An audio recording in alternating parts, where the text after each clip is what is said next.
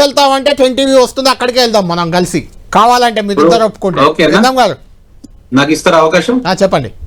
Uninterrupted time ఇవ్వండి. వారు 3-4 పాయింట్లు రేజ్ చేసిండు. ఫస్ట్ థింగ్ అంటే అంతకంటే ముందు నేను ఒకటి ఏంటి అంటే, ఈ రోజు ఫ్యూచర్ సిటీ అనే గ్రౌండింగ్ అవుతుంది కాబట్టి బట్టగాల్సి తీరేద్దామని చెప్పి ఒక ఎజెండా తోటి మాట్లాడుతున్నట్టు అనిపిస్తుంది. అమెరికా పైన హరీష్ రావు గారు అదే మాట్లాడుతున్నారు, ఇక్కడ ఉన్న మేధావి అయిన శ్రవణ్ గారు కూడా అదే మాటలు మాట్లాడుతా ఉన్నారు. దానికి నేను సమాధానం చెప్తా.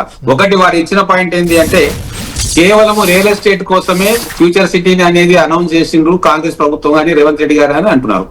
ఇంకోటి, నేను ఆల్రెడీ చెప్పిన, ఒక పెద్ద నిర్మాణం వస్తే అందరూ వచ్చి ఎకనామిక్ యాక్టివిటీ అక్కడ చేస్తారు, హైటెక్ సిటీ అది ఉదాహరణ మనకు. అయితే ఇంకోటి, శంకర్పల్లికి చిన్న రోడ్ ఉండింది 2014 లో, దాన్ని 4 లేన్ దాన్ని 2 లేన్ చేసి తర్వాత 4 లేన్ చేస్తా అంటే ఆ మొత్తం 40 కిలోమీటర్స్ ఇచ్చిన భూములు ఎవరు ఉన్నారండి? ఫామ్ హౌలు ఎవరు ఉన్నారు అక్కడ? మొత్తం బీఆర్ఎస్ నాయకులే A to Z. దానికి ఏం సమాధానం చెప్తారు? ఒక చిన్న రోడ్ వేస్తేనే మొత్తం అక్కడ గద్దల్లాగా వాలిపోయి ఆ ఏరియాను కబ్జా చేసుకున్న వాళ్ళు మాకు చెప్తా ఉంటే మాకు ఆశ్చర్యం వేస్తా ఉంది. ఇంకొకటి టైం కావాలి నాకు. ఇంకొకటి, తర్వాత ఫండ్స్ గురించి మాట్లాడుతా ఉన్నారు. ఆయన తెలియదు కాదు, శ్రవణ్ గారు అన్ని రకాల నాలెడ్జ్ ఉంది, రీసెర్చ్ చేస్తారు.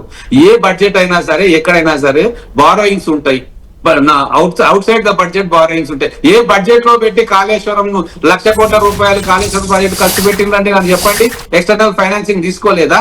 కాబట్టి ప్రతి స్టేట్ గానీ ప్రతి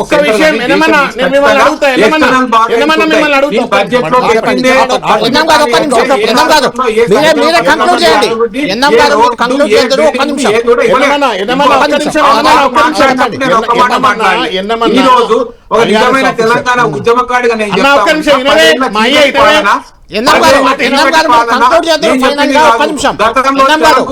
ఎన్ని డిబేట్లలో కేసీఆర్ గారి తుగ్లక్ పరిపాలన గురించి ఎన్ని రకాలుగా బ్రహ్మాండంగా మాట్లాడిందో అవన్నీ కూడా మేము విన్నాం, ఇన్స్పైర్ అయినాం, వాటి నుంచి నోట్స్ కూడా తీసుకున్నాం.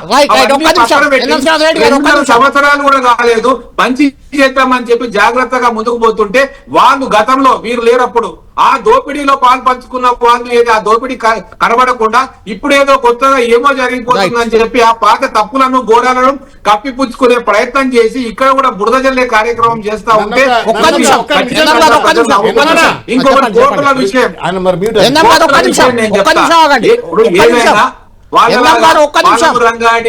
నుంచి తీసుకొచ్చి శ్రీశైలం బ్యాక్ వాటర్లలో పెట్టి ఇదే శ్రవణ్ గారు కోర్టులలో కేసులు వేసిర్రు. ఈ సాగునీరు ప్రాజెక్టు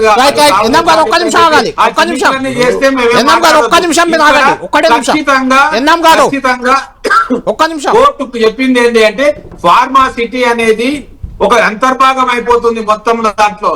ఈ రోజు మేము చెప్తాం 2 లక్షల ఎకరాలు ఎక్కడ అక్వైర్ చేస్తామని ఎవరు చెప్పలేం. ఈ రోజు వారు అక్వైర్ చేసిన 13,500తో పాటు పెరిఫెరల్ గా మొత్తం కలిసి ఒక 30,000 ఎకరాలు మాత్రమే చేస్తాం.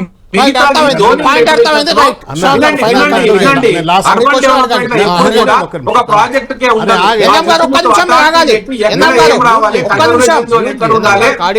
ఎక్కడ ఉండాలి,